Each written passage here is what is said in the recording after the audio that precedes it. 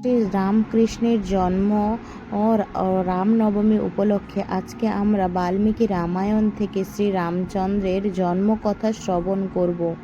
ভিডিওটি কেউ স্কিপ করবেন না, সকলেই ভিডিওটি দেখুন অথবা এই কথাগুলি শ্রবণ করুন।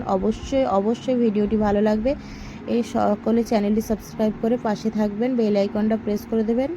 বৃষসিংহ ঋষি ও পুরোহিত বিশিষ্ট মুনির কর্তৃক রাজা দশরথের সেই পুত্রটি যজ্ঞকুণ্ড থেকে পায়েস হস্তে প্রজাপতি পুরুষ আবির্ভূত হলেন। রাজার হস্তে পায়েস প্রদান করলেন। শ্রীমদ্ বাল্মীকি রামায়ণের বালকাণ্ডর আদিখণ্ডের ষোড়শ সর্গে উল্লেখিত। তখন সেই প্রজাপত্য পুরুষ পুনরায় বললেন, হে রাজন, আজ আপনি দেবগণকে অর্চন করে যে দিব্য পায়েস প্রাপ্ত হয়েছেন, হে নৃপশ্রেষ্ঠ সন্তান উৎপাদক আরোগ্যবর্ধক দেবপক্ষ প্রশংসনীয় এই পায়েস আপনি গ্রহণ করুন হে রাজন, এবং আপনি অনুরূপ ভার্যাদের এই পায়েস দিয়ে বলুন, তোমরা ভোজন করো, তাহলে আপনি যেই জন্য এই যজ্ঞ করেছেন তাদের গর্ভে সেই পুত্ররত্ন লাভ করবেন। রাজা দশরথ প্রসন্ন চিত্তে তাই হবে এ কথা বলে দেবতাদের প্রসাদনে পূর্ণ দেব প্রদত্ত সেই স্বর্ণময় পাত্রটিকে মস্তকে ধারণ করে এবং সেই অদ্ভুত প্রিয় দর্শন অভিনন্দন জানিয়ে আনন্দে তাকে প্রদক্ষিণ করলেন। রাজা দশরথ দেব নির্মিত পায়েস প্রাপ্ত হয়ে পরম আহ্লাদিত হলেন। রাজা দশরথ ওই পায়েস অর্ধেক কৌশল্যাকে দিলেন এবং বাকি অর্ধেক সুমিত্রাকে দিলেন। পুত্রের কারণে বাকি অবশিষ্ট অর্ধেক পায়েস কৈকেয়ীকে দিলেন। পুনরায় চিন্তা করে সেই পায়েসের অমৃতপম অবশিষ্ট সুমিত্রাকে দিলেন। এইভাবে রাজা দশরথ তার ভার্যাদের মধ্যে যজ্ঞীয় পায়েস ভাগ করে দিলেন। রাজা দশরথের সেই প্রধানা মহিষীগণ এইভাবে পায়েস প্রাপ্ত হয়ে হর্ষোৎফুল্লিত চিত্তে নিজেদের সম্মানিত মনে করলেন। তখন রাজা দশরথের শ্রেষ্ঠ মহিষীরা পৃথক ভাবে সেই উত্তম পায়েস ভোজন করে শীঘ্রই অগ্নি ও সূর্যের ন্যায় তেজসম্পূর্ণ গর্ভ ধারণ করলেন।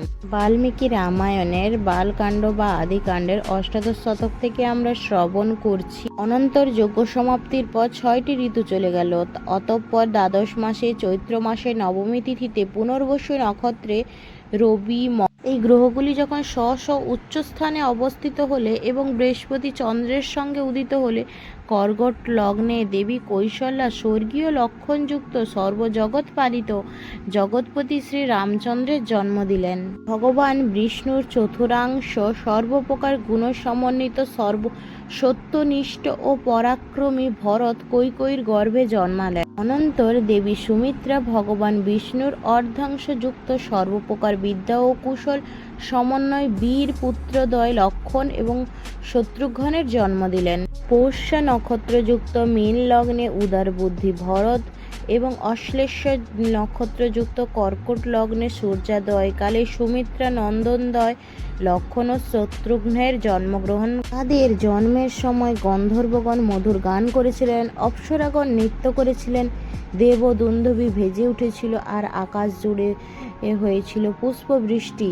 প্রভুর জনসমাবেশ অযোধ্যায় শুরু হলো মহান উৎসব। রাজপথ সমূহ মানুষের ভিড়ে অবরুদ্ধ হয়ে গেল, পরিপূর্ণ হয়ে গেল অভিনেতা ও নৃত্যশিল্পীদের দ্বারা। গীতধ্বনি, বাদ্যধ্বনি, নানাবিধ আনন্দিত ধ্বনিতে চারিদিক মুখরিত এবং সর্বপ্রকার রত্নের প্রভাবে সমন্বিত হয়ে রাজা দশরথ আনন্দের সারথি। শ্রুতি পাঠক এবং বন্দীদের পুরস্কার দান করলেন, আর ব্রাহ্মণদের দান করলেন সহস্র মুদ্রা ও গোধন। এর পূর্বে পুত্রেষ্ঠ যজ্ঞকালে রাজা দশরথ 10 লক্ষ গাভীদান এবং 10 কোটি স্বর্ণ মুদ্রা ও 40 কোটি রৌপ্যমুদ্রাও দান করেছিলেন। একাদশ দিবস অতীত হলে অর্থাৎ পুত্রদের জন্মের 11 দিনের পর পরম পিতৃ কুলগুরু বশিষ্ঠ দেব রাজকুমারদের নামকরণ করে মহাত্মার জ্যেষ্ঠ পুত্রের নাম রাম, কৈকেয়ী পুত্রের নাম ভরত আর সুমিত্রার পুত্রদের নাম প্রথম পুত্রের নাম লক্ষণ, দ্বিতীয় পুত্রের নাম শত্রুঘ্ন। রাজা ব্রাহ্মণদের, পৌরবাসীদের এবং গ্রামবাসীদের ভোজন করলেন। ব্রাহ্মণদের অনেক রত্নসমূহ দান করলেন। মহর্ষি বশিষ্ঠ মহারাজকে দিয়ে সময় সময় কুমারদের জাতক্রিয়া ও সকল মঙ্গল কর্ম করিয়েছিলেন। রাজকুমারদের মধ্যে জ্যেষ্ঠ পুত্র রাম ছিলেন রঘুবংশের কীর্তিধ্বজার সাদৃশ্য এবং পিতার আনন্দদায়ক। শ্রী রামচন্দ্র স্বয়ং ব্রহ্মার মতো সকলের কাছেই প্রিয় পাত্র হয়ে উঠেছিলেন, আর তার চার ভাই ছিলেন বেদাঙ্গ, বীর এবং সকল প্রাণীরই কল্যাণবর্তী। নিত্য বাল্মীকি রামায়ণ পাঠে, রামকথা শ্রবণে সমস্ত পাপ দূরীভূত হয় এবং ভগবান শ্রী রামচন্দ্রের বিশেষ কৃপা লাভ হয়। বিশেষত রাম জন্ম মাস হেতু চৈত্র মাসে রামায়ণ পাঠের অনেক মাহাত্ম্য উল্লেখ রয়েছে স্কন্দ পুরাণের উত্তরাখণ্ডে। হরে কৃষ্ণ। আজকের ভিডিওটি এইটুকুই। ভিডিওটি ভালো লাগলে অবশ্যই লাইক, কমেন্ট, শেয়ার করবেন। আর যারা আমার নতুন বন্ধু আছে যারা চ্যানেলটা সাবস্ক্রাইব করে বেল আইকনটা প্রেস করে দেবেন, যাতে আমার নতুন নতুন আপডেট সর্বপ্রথম তোমাদের কাছে পৌঁছতে পারে।